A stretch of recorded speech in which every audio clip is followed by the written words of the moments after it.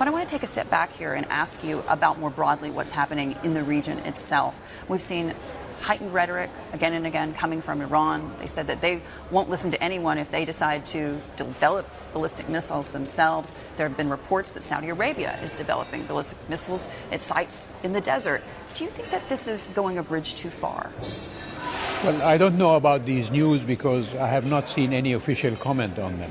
So I can't really comment on whether missiles are being developed or not. But I've described Iran in the past, and I think that description still fits. The leadership in Iran has developed into a paper tiger with steel claws. The steel claws are the militias that they have established throughout the Middle East, whether it is Hezbollah or the Houthis or the Al-Abbas or the various militias operating in Iraq and Syria, whose main purpose is to further Iran's influence and its domination over the areas in the Middle East. And it's a paper tiger because look what's happening in Iran. There are bread lines, there are demonstrations, spontaneous demonstrations in all of the cities in Iran. We've seen huge protests that have taken place with people chanting, "Why are we helping Syria? Why are we helping Lebanon? Let us concentrate on Iran."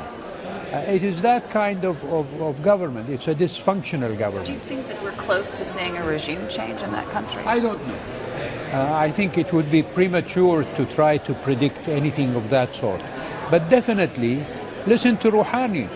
He's saying that Iran has never faced such a difficult economic situation as now.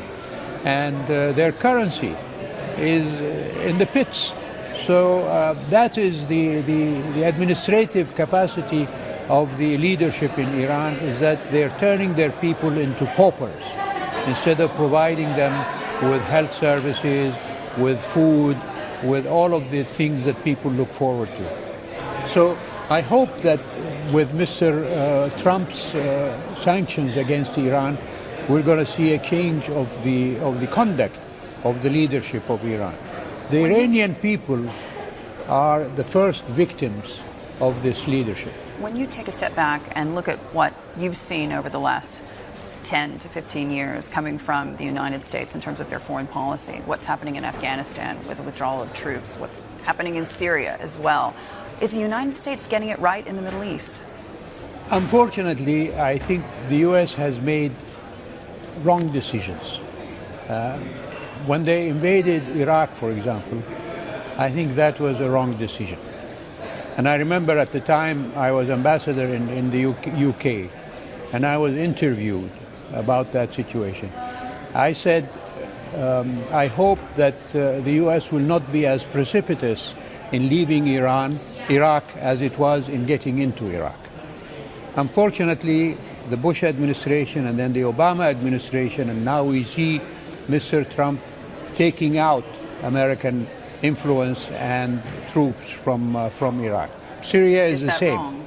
I think it is wrong, especially at this juncture when we see other ambitious and, if you like, malevolent forces trying to take advantage of that, particularly Iran.